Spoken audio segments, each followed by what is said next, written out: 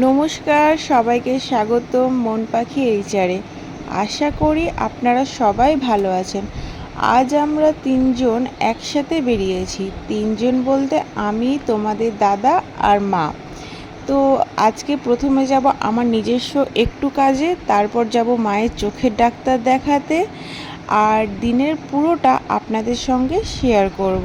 চলুন আজকের ব্লগ শুরু করি। তো এখানে আমরা রেডি হয়ে গেছি, আর তোমাদের দাদাভাইকে আমি বলছি তোমার একটা মেয়ের থেকেও খারাপ অবস্থা রেডি হতে। আমি উঠেছি তোমার খুব জোর কটা হবে, 4:45, মানে 4:45 উঠেছি আমি, মাও তাই উঠেছে। তোমাদের দাদাভাই উঠেছে 5টার দিকে, বলেছে বেশিক্ষণ রেডি হতে সময় লাগবে না, ওরই আধ ঘন্টা রেডি হতে সময় লেগেছে। আর আমরা রেডি হয়ে গেছি যথারীতি। আর বাবা একটু উঠেছে সকালে, যেহেতু দরজা লাগাতে হবে বলে, তো বাবার এখানে একটু ঘুমের ডিস্টার্ব হয়েছে। আমি এবার তোমাদের দাদাভাইকে বলছি আমি এখান দিয়ে ঢুকতে পারছি না, আমার চটিটা বার করে দাও। তোমাদের দাদাভাই ফোনে টিকিট কেটে নিচ্ছে যেহেতু, আর আমার কথাটাকে শুনতে পাইনি ভালোভাবে। তো যাই হোক, বাবা এখানে চটি বার করে দিয়েছে, আর মা রাস্তাতে দাঁড়িয়ে আছে, টোটো দেখছে। কিন্তু বিশ্বাস করো বন্ধুরা, সকাল সকাল বলো কি দুপুরের দিকে বলো, আমাদের এখানে না টোটো পাওয়াটা হয়ে গেছে খুব মুশকিল। যদি ধরো না দুপুরের দিকে যদি আমরা কোথাও যাওয়ার জন্য বেরোই, এখানে টোটো পাওয়াটা খুবই সমস্যা হয়ে গেছে। মা ওখানে দেখতেই পাচ্ছ দাঁড়িয়ে আছে, আর আমি তোমাদের দাদাভাইকে বললাম যে তাহলে আমি হাঁটছি, তুমি এসো। বললো ঠিক আছে। আর আজকে সকাল সকাল বেরিয়েছি, দিয়ে মা, আমি আর তোমাদের দাদাভাই একসাথে সব যাচ্ছি। আজকে আমি বলছি যে আমরা তো আর ঘুম থেকে সকাল সকাল উঠি না, আর সকাল সকাল হাঁটাও হয় না। তো যাই হোক, কোথাও যাওয়ার থ্রুতে আমাদের সকালের দিকে হাঁটাটা তো হয়। আর এখানে দেখছি মামিরা এখনও কেউ ঘুম থেকে ওঠেনি। আর এটা মাকে বললাম যে দেখুন মা, আজকে পরিবেশটা কি ভালো লাগছে, সকাল সকাল হাঁটতেও ভালো লাগছে, আবার চারিদিকের পরিবেশটা খুব শান্ত হয়েও আছে। আর এদিকে দেখতে পাচ্ছি সকাল সকাল সব ছাগলও ছেড়ে দিয়েছে। তোমাদের দাদাভাইকে বলছি কি গো, একটা টোটো পাওয়া যাচ্ছে না, গোটা রাস্তা হেঁটে যাব এটা বলছি। আর সত্যি কথা বলছি, গোটা রাস্তাই হেঁটে গেছি, মাঝ রাস্তাতে টোটো পেলাম। তো তোমাদের দাদাভাই বলল এই তো এখানেই তো স্টেশন, আর টোটো ধরে কি করবা। আমি বললাম তাও তো ঠিক কথা, এইটুকুনি যখন এতটা যখন হেঁটে এসছি, আর 5 মিনিটের রাস্তায় হেঁটে যেতে কী সমস্যা। তো যাই হোক, হেঁটে হেঁটেই যাচ্ছি। আর তোমাদের দাদাভাইকে বলছে দেখো পিছনে হয়তো টোটো আসছে, কিন্তু না, ওটা বাইক এসছিল। আজকে ট্রেনে ভিড়টাও কম ছিল, পরিবেশটাও বেশ ঠান্ডা ঠান্ডা ছিল, গিয়ে শান্তি পেয়েছি আমি আজকে ট্রেনে। আমি বলে না, আমরা তিনজনেই আজকে ট্রেনে উঠে শান্তি পেয়েছি। আর এখানে আমি নিয়ে নিয়েছি গরম গরম চা। তোমাদের দাদাভাই অবশ্য প্ল্যাটফর্মে খেয়েছে, বাট আমি ট্রেনে নিলাম। নেমে গেছে এখন বহরমপুর স্টেশনে, এখন নিজেদের জায়গাতে যাচ্ছি, এখন দেখা যাক কি হয়।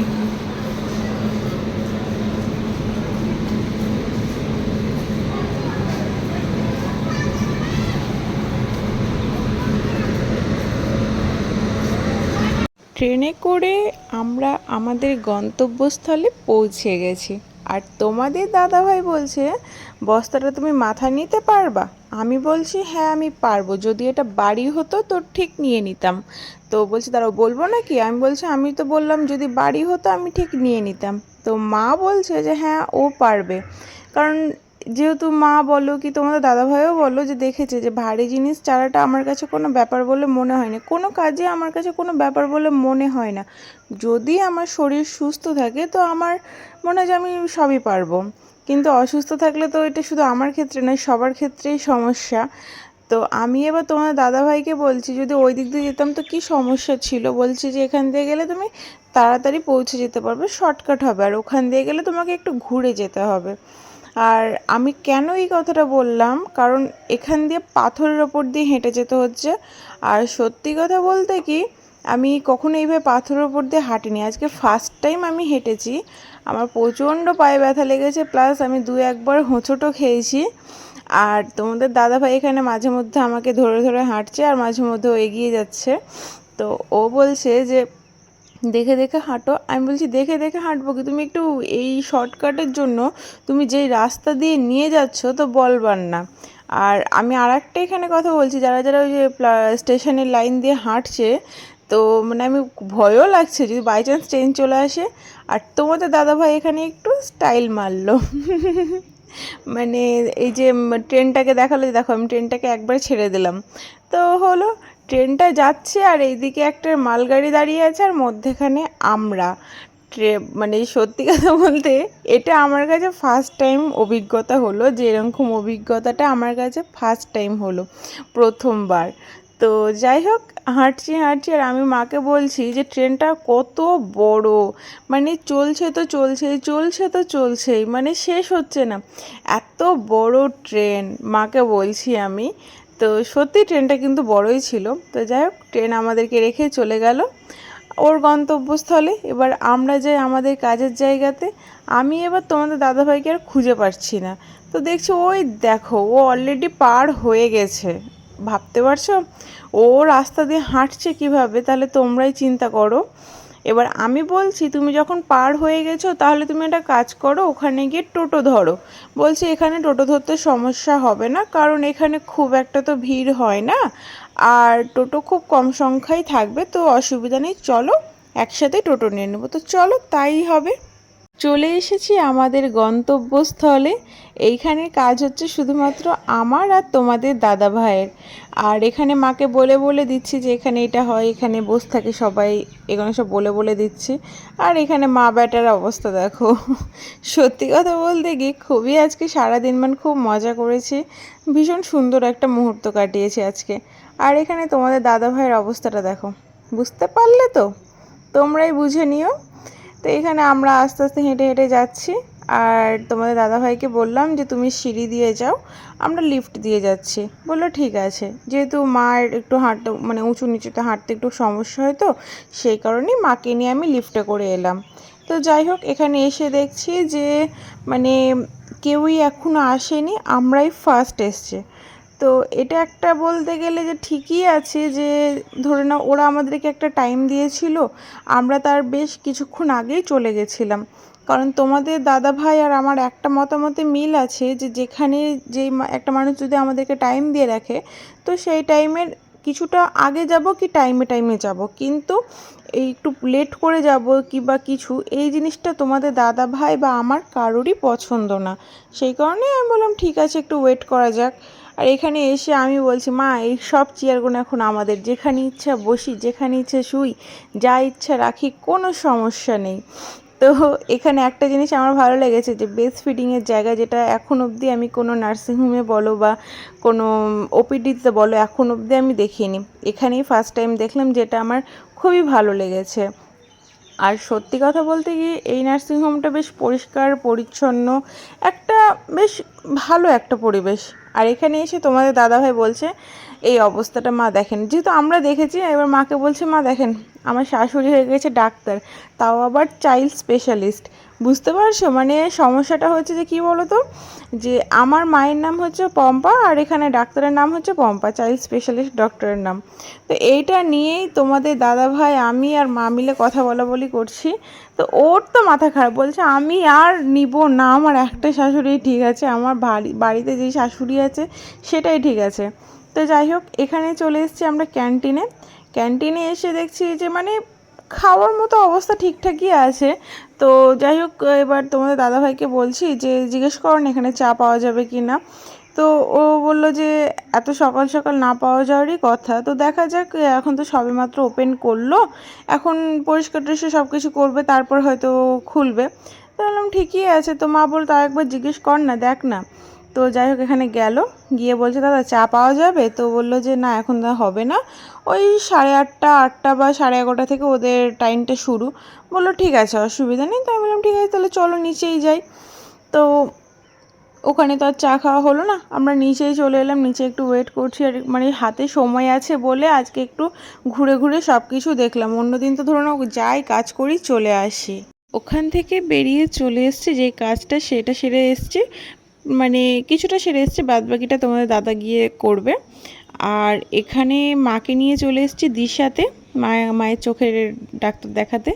তো যাই হোক, একটু লেট হয়ে গেছে, কিন্তু সমস্যা হয়নি, অসুবিধা হয়নি কিছুই, টাইমে সমস্ত কাজগুলো হয়েছে। তো এখানে লিফটে করে এখন যাব ওপরে। তো চলো যাওয়া যাক। আর মা বলছে এখানে উঠছে, সুরুক সুরুক করে আমি নেমে যাচ্ছি। তো চলো যাওয়া যাক।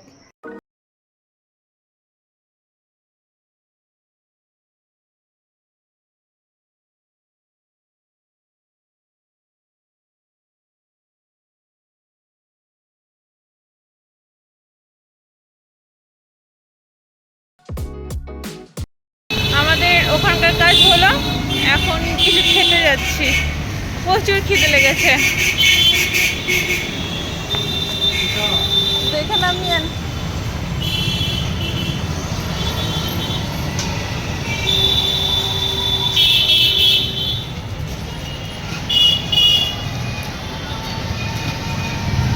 Let's go. Oh my god.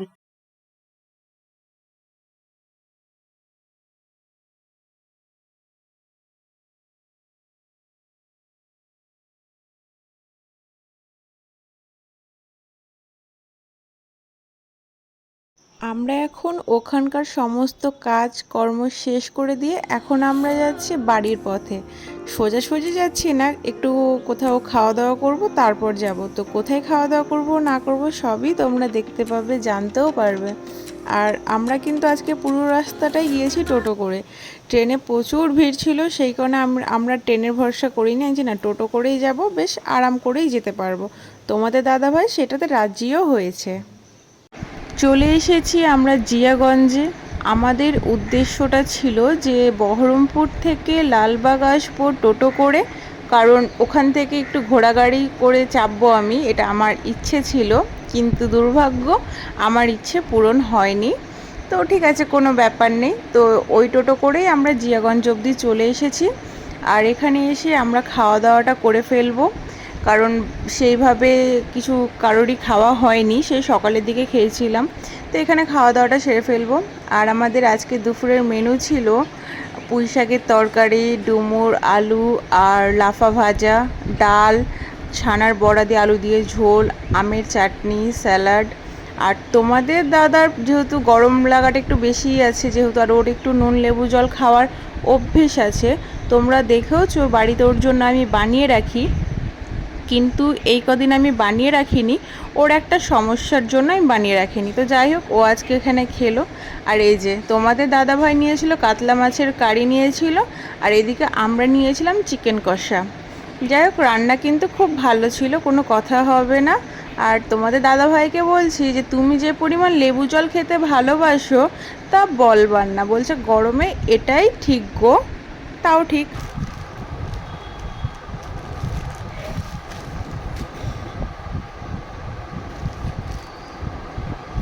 তো বন্ধুরা, অবশেষে আমার ডেলিভারিটা আমি আমার কাছে পেয়ে গেছি।